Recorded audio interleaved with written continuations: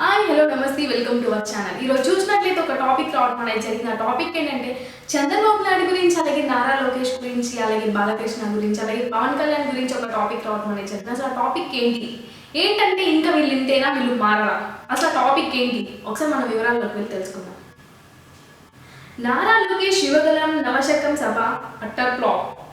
ఈ మాట రాజకీయ ప్రత్యర్థులు చేస్తున్న కామెంట్ కాదు, స్వయంగా టీడీపీ హార్డ్ కోర్ అభిమానులే చెప్తున్న మాట. అందుకు మించి సోషల్ మీడియాలో నందమూరి బాలకృష్ణ, పవన్ కళ్యాణ్ అభిమానులు చర్చించుకుంటున్న విషయం. అందుకు కారణాలు విశ్లేషిస్తే సహజంగా వేదిక ఎక్కితే ఊగిపోయే పవన్ కళ్యాణ్ నిన్నటి సభలో తగ్గి మాట్లాడారు. బహుశా తాను చంద్రబాబుకి బానిసే అని విషయం ఇలా చెప్పుకుంటున్నారేమో. ఏదో ఆశించి టీడీపీకి మద్దతు ఇవ్వడం లేదు అంటూనే చంద్రబాబు అరెస్టు తనను ఎంతో బాధించిందని తెగ ఫీల్ అయిపోయారు. నమ్ముకున్న వాళ్ళు ఏమైపోతే నాకేంటి, బాబు కోసం తాను పనిచేసేది చెయ్యబోయేది అని తను స్పీచ్ ద్వారా పవన్ మరోసారి స్పష్టం చేశారు. ఇదే వేదిక నుంచి జన సైనికులు అభిమానులకు ఊరట ఇచ్చేలా ఏదైనా సందేశం ఇస్తాడా అని ఆశిస్తే అది జరగలేదు. ఇక బాలయ్య స్పీచ్ గురించి ఎంత తక్కువ మాట్లాడుకుంటే అంత మంచిది. ఉచితాలకు, సంక్షేమ పథకాలకు తేడా గుర్తించలేకపోతున్నారు ఆయన. పవన్ కళ్యాణ్ అతనెవరో తెలియదు, అలగా బలగాలి పార్టీలు, సంకర పార్టీలు అంటూ పలికిన నోరు. ఇప్పుడు తమ్ముడు పవన్ కళ్యాణ్ ఇక తెగిద్దాం, మా ఇద్దరికి చాలా పోలికలున్నాయి అనేసరికి వినలేక అయ్య బాబోయ్ అనుకున్నాయి. ఇక బాలయ్య స్పీచ్ గురించి ఎంత తక్కువ చెప్పుకుంటే అంత మంచిది. ఉచితాలకు, సంక్షేమ పథకాలకు తేడా గుర్తించలేకపోతున్నారు ఆయన. పవన్ కళ్యాణ్ అతనెవరో తెలీదు అనగా అలగా బలగాలు పార్టీలు, సకల పార్టీలు అంటూ పలికిన నోరు. ఇప్పుడు తమ్ముడు పవన్ కళ్యాణ్ ఇక తెగిద్దాం, మా ఇద్దరికి చాలా పోలికలు ఉన్నాయి అనేసరికి వినలేక అయ్య బాబోయ్ అనుకున్నాయి.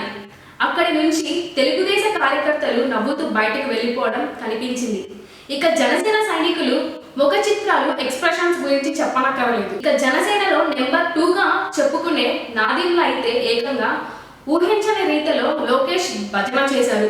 పొరపాటున పొత్తు ప్రభుత్వం గెలిస్తే నారా లోకేష్ సీఎం అవుతాడంటూ అర్థం వచ్చేలా మాట్లాడారు.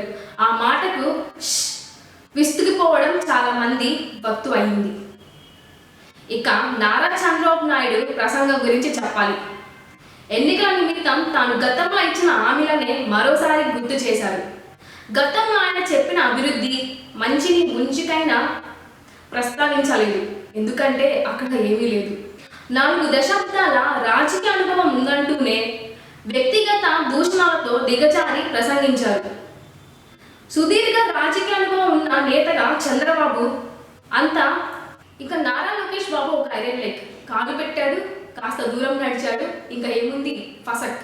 కట్ చేస్తే భోగపురం మండలం పోలిపల్లి సభ వేదికపై ఒకరి ముఖంలో కూడా నవ్వులేదు. చంద్రబాబు సహా ఒకరి ప్రసంగంలో పసలేదు. ఒంటరిగా వచ్చి 151 సీట్లు కొట్టి బాహుబలిగా ఎదిగారు వైఎస్ జగన్మోహన్ రెడ్డి. నిన్న సభలో పవన్ కళ్యాణ్ గారు చాలా తక్కువ మాట్లాడటం అనేది జరిగింది. ఎన్ని సభలు పెట్టినా ఆయన చాలా బిగ్గరగా మాట్లాడటం, అలాగే ఇంకా అరిచి మాట్లాడటం, ఊగిపోయి మాట్లాడటం, రెచ్చిపోయి మాట్లాడే నిన్న పవన్ కళ్యాణ్ ఆ యొక్క సభలో చాలా నిదానంగా, చాలా తక్కువ మాట్లాడటం అనేది జరిగింది. ఇంకా చూసినట్లయితే నేను చంద్రబాబు నాయుడికి బానిసగా బతుకుతున్నాను, చంద్రబాబు నాయుడికి మద్దతు ఇవ్వడానికి నేను టీడీపీ దాంట్లో జాయిన్ అయ్యాను, నేను చంద్రబాబు నాయుడికి పొత్తు పెట్టుకున్నానని చెప్పి ఆయన అక్కడ మాట్లాడటం అనేది జరుగుతుంది.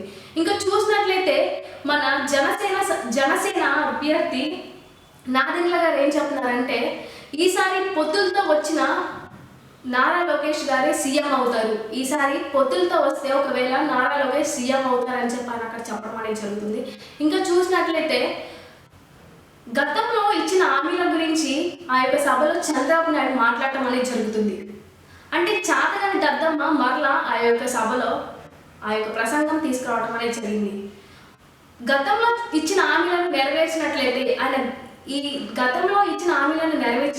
ఆయన గతంలోనే ఆయన సీఎం అయ్యేవాడు. కానీ ఎందుకు అవ్వలేదు? ఎందుకంటే ఆయన చెప్పిన యొక్క ప్రకారంగా ఆ యొక్క ఇచ్చిన హామీలను నెరవేర్చుకోలేదు కాబట్టి ప్రజలు ఆయన్ని గెలిపించలేదు. ఇంకా చూసినట్లయితే ఎంతమంది పొత్తులతో వచ్చినా ఈసారి గెలిచేది మాత్రం జగన్మోహన్ రెడ్డి గారు. ఎందుకంటే మనకి ఎగ్జాంపుల్ కనిపిస్తుంది. పోయినసారి 2019లో చూసుకుంటే 151 సీట్లు మన జగన్మోహన్ రెడ్డి గారికి రావడం అనేది జరిగింది. అంటే ఆయన సింగిల్గా వచ్చారు, అంటే సింహం సింగిల్గా వచ్చారు కాబట్టి ఆయన ఇచ్చిన పథకాలు ఏదైతే పెట్టారో ఆయన నెరవేర్చుకున్నారు కాబట్టి ఆయన గెలవడం అనేది జరిగింది.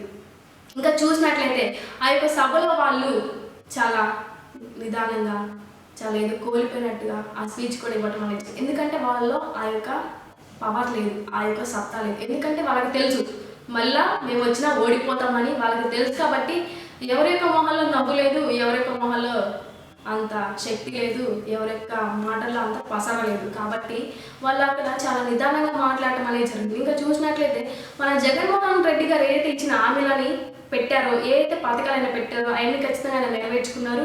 ఇచ్చిన మాట ప్రకారంగా తప్పకుండా అన్నింటినీ ఆయన పాటించి అన్నిటినీ అక్కడ పెట్టడం అనేది జరిగింది.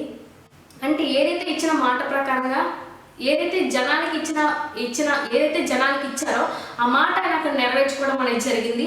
151 సీట్లతో ఆయన ఈ యొక్క ఏపీలో ఆయన సీఎంగా గెలవడం అనేది జరిగింది. ఇంకా చూసినట్లయితే ఒకవేళ మరలా వైఎస్ఆర్ సిపిఐ వస్తే మన యొక్క తల ఎక్కడ పెట్టుకోవాలి, ఈసారి వైఎస్ఆర్ సిపిఐ గెలిస్తే మనం ఏం చేయాలి అనే ఒక ప్రశ్న, ఒక క్వశ్చన్ మార్క్ వాళ్ళలో ఉండటం అనేది జరిగింది.